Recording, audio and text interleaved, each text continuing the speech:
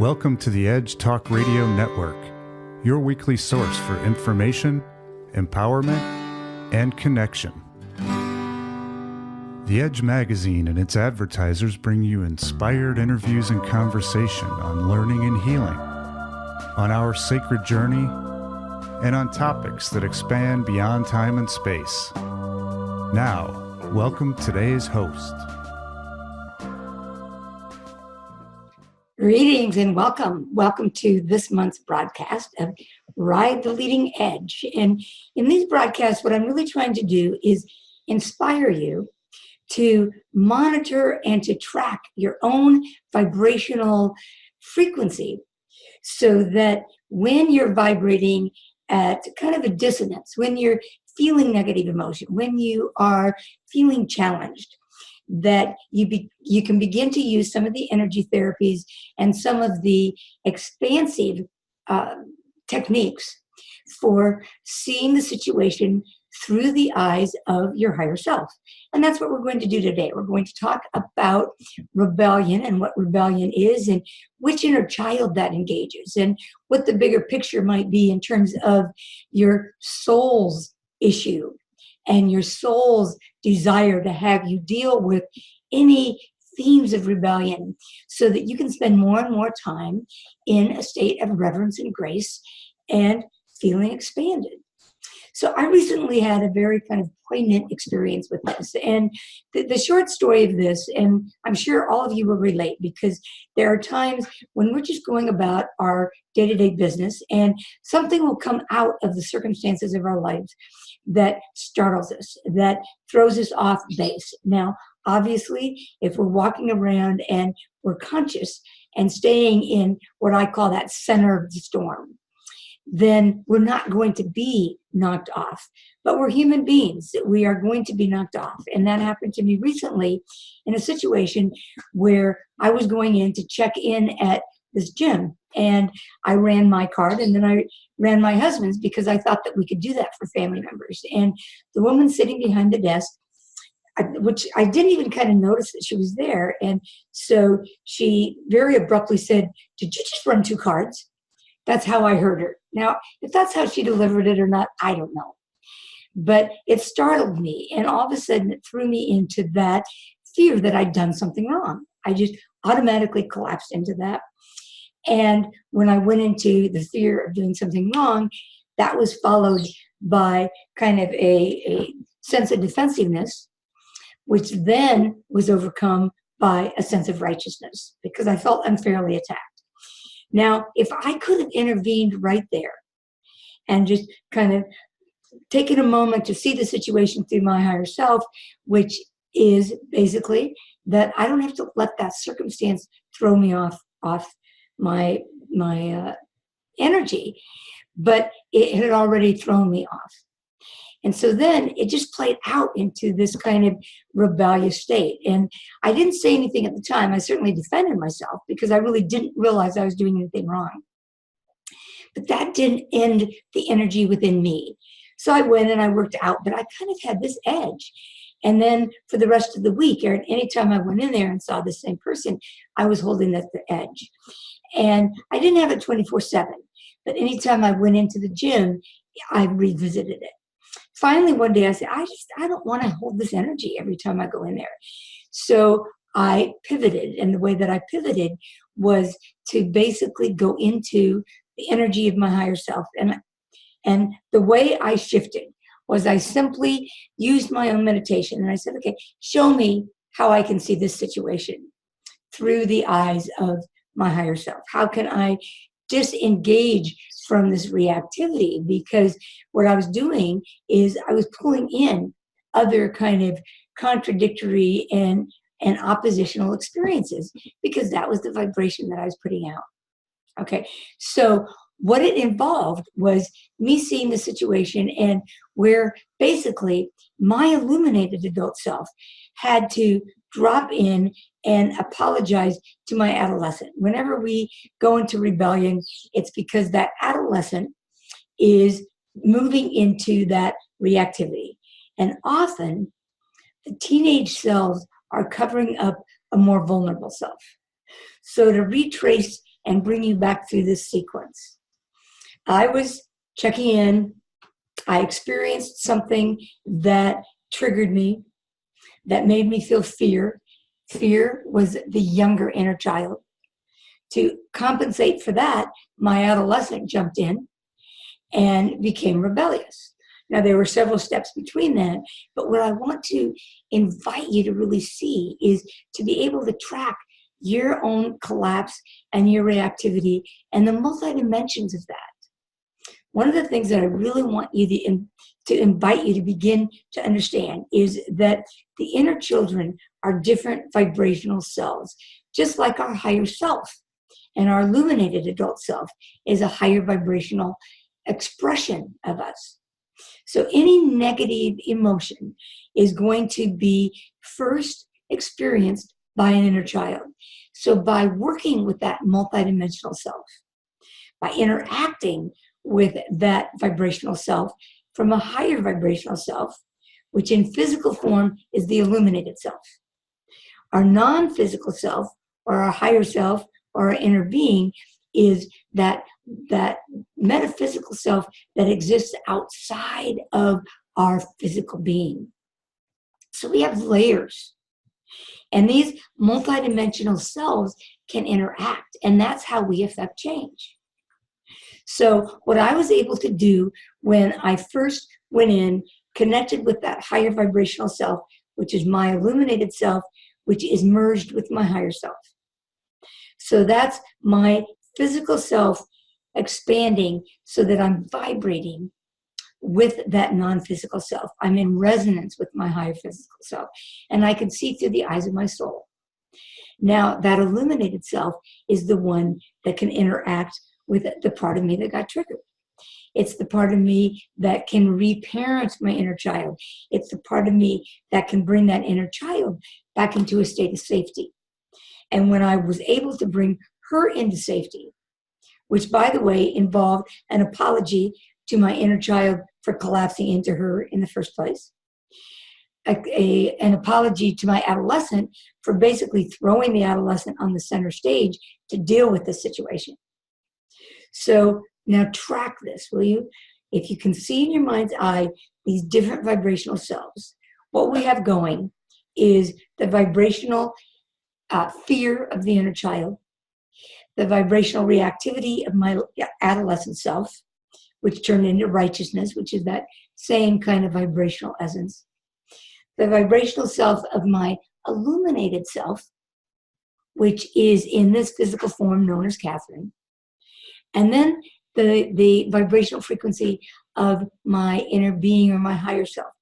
All of those are different shades of vibration. And when I'm in that kind of center illuminated column, I have the capacity to interact with all of those. And that's what the EFT and the TRE invite you to do. So how does the EFT and how do these two energy therapies work together? Well, the reason I like the marriage of that is once I have the focus, and I use the inner child and the soul to get the focus, the context of the work. So I have this continuum, which I just explained. I have the younger inner child that's operating in fear on the continuum of the adolescent who is reacting to that fear by stepping into rebellion and to that righteousness. And then I have the illuminated self who is kind of further down on that continuum of vibration. And then I have my higher self. So what I love about the tapping is that I can use the tapping to step into my illuminated self, to respond to and to resolve the tension vibrationally of the younger self and the adolescent self. And then I can move down the continuum to where I end the tapping by having an interaction between my illuminated adult self and my higher self. I do all of that through tapping sequences, and we're going to do that in a moment. But then I can use the TRE, which is the tension and trauma releasing exercises, to go into the TRE protocol. The TRE protocol was developed by Dr. David Berselli, and it's a way to release those fight or flight contractions that get triggered. That's what ultimately ends up in post-traumatic stress. So in this situation that I just explained, I went into a fight or flight response when I felt startled, and then I felt fear, and then I felt rebellion. My brain was getting me ready to fight or flee, and instead I went into the fight mode internally. All right? So what we're going to do is, I can only do the EFT on here, but what I'm going to invite you to do is explore the TRE protocol. And what you'd want to do after you listen to this show is you would want to either get a practitioner to do that, call me and we'll talk about how I can teach you the TRE. But what you'd want to use the TRE for is to release those contractions. Now, not only did the contraction get activated in my body, because I used the EFT to relieve it, it didn't get stored in my body. But anytime we go into fight or flight, we also touch into that pocket of stored contractions. And so I do the TRE to kind of get rid of whatever my body has dislodged, whatever the EFT has brought into the surface. So I hope this kind of is making sense. What I want to do now is go into the tapping. If you've never tapped with me before, go to my website, which is www.EFTforyourinnerchild.com. Go to the tab that says Interactive Tapping Explained. Watch the video from Gary Craig, who is the founder of EFT, and get a sense of what tapping is and how it impacts your body. Basically, what we're doing is we're sending an electrical impulse every time we tap on different endpoints, and on the karate, which we use to set the whole EFT sequence up, we're sending an electrical impulse through our body, which neutralizes whatever we're verbalizing or feeling or thinking. So you don't have to use words to do the tapping. I do, because I'm communicating with you. Then, once you do that, you would go into the TRE protocol, again, to just let the body release it. So it's a very comprehensive way of spending more and more time in a state of reverence. When you're in a state of reverence, your body's relaxed. When you're in a state of reverence, you're in communication with your higher self. You're walking around and seeing the world with that illuminated vision. But you're also putting your body in a state of relaxation, which Richard Hansen calls the state where our body can heal. So either we're in what he calls that pink zone, which is kind of just that irritation, or we're reacting, which is the red zone, which is where we're in the fight or flight. We are responding. Or we're in the green state, which is, or the green zone is what he calls it, which is where we can heal, where we can expand, where we can attract. We want to be in that green zone so that we're in a state of receptivity. We're in a state of attunement. We're in a state of allowing, like all the Abraham stuff talks about.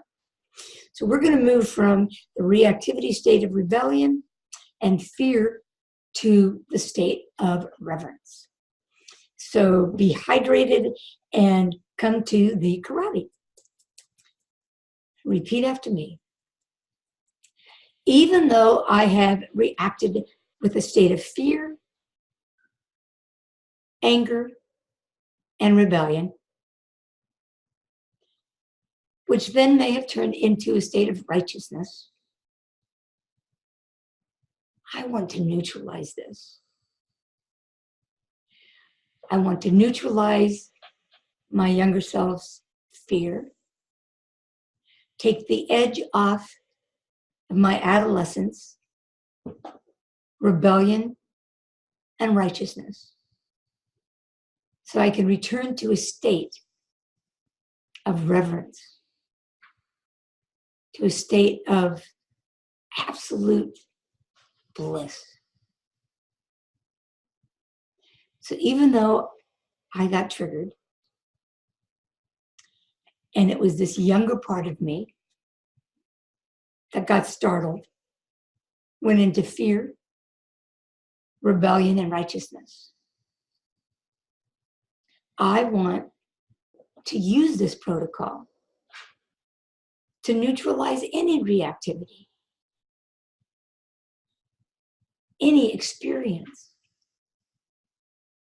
of anger or fear or righteousness or rebellion, so that I can come into an absolute state of peace and calm, where I can be in a relaxed and receptive mode, where I can walk around and interact with my day-to-day world from a state of bliss, feeling happy, feeling ready to be ready for whatever life brings me, moving to a place where I expect to be astonished. And when I expect astonishment, the universe never, ever disappoints me. All right, so that's the setup. Shake it out, take a deep breath. Now come to your first point. I'm going to do the eyebrow.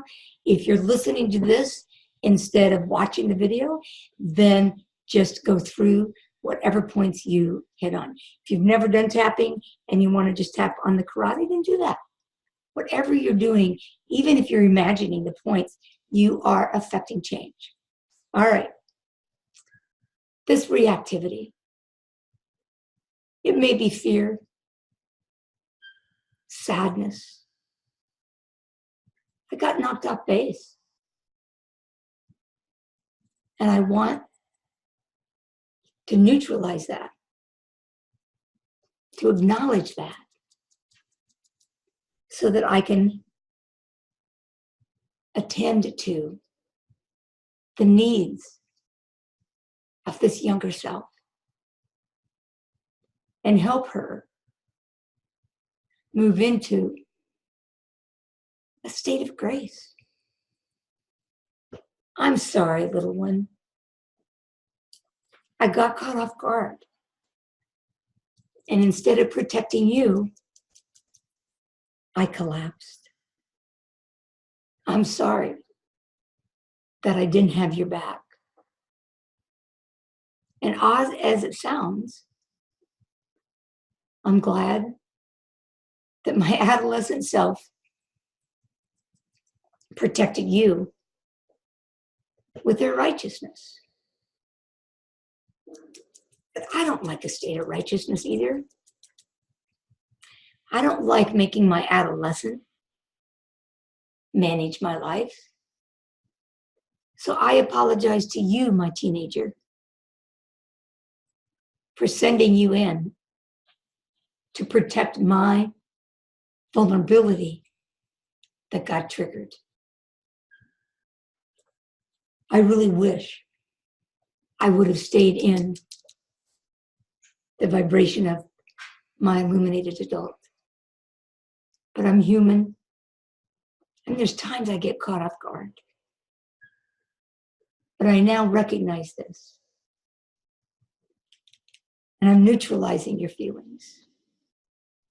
And the way to come back into a state of elevated reverence is to apologize to you.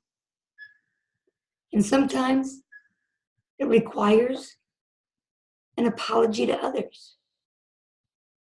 But as your adult self, I want to clean this up. I want to change this vibration so that I can genuinely move back into a state of grace. When I'm in a state of grace, I'm in a state of allowing. When I allow, I'm receptive. When I'm receptive, I live a magnificent life, full of astonishment, full of manifestation. The world is such an abundant place. The universe is such an abundant place. And my higher self and my guardians and my masters and my teachers and my loved ones, they're all there to support me. When I tune in to this masterful, expanded vibration, I attract all that I deserve, all that I desire, and I can give that back to the world. I contribute to world peace every time I attain and sustain peace within me. And I choose to do so now. Thank you, thank you, thank you. Okay, so what I really invite you to do with this is to not just leave it with rebellion, but recognize that anytime you're feeling negative emotion, and this is straight out of the Abraham material, and I love this concept. Anytime I'm feeling negative emotion, it's because I'm seeing a situation differently than my higher self. And all I have to do is acknowledge that negativity and then ask my higher self to show me how to look at this situation in a different way. Now, if I can pivot right at that point, I have not activated an inner child. I'm staying in current time. I'm responding to the circumstances of my life with an opposition within myself. I acknowledge the opposition. I can neutralize the opposition. I can ask my higher self to show me a different way to see it. I can lift into that higher vibration, and I'm done. If I don't take care of it, and there's a residue, that's when I have probably taken it from the vibration of current time and have activated another vibrational self. Now, this is where I handle things a little differently than Abraham, because Abraham talks about you don't have to go into the past. I go into the past when the past comes into my present. When I've collapsed into a negative feeling, I want to neutralize that negative feeling, even if it originated in the past. It's active in my vibration now, and I have to take care of it. And I can't always take care of it by just pivoting to my higher self. Sometimes I have to do that multidimensional tapping. That's where the energy therapy comes in. That's where the release with the TRE comes in. That's how you can ride the leading edge of creation, by staying more and more current with what's gotten triggered, with what's gotten activated, and what needs to be neutralized and resolved. So I hope this has been helpful, and thank you for tuning in. And until next time, be good to you and to those you love. Thank you.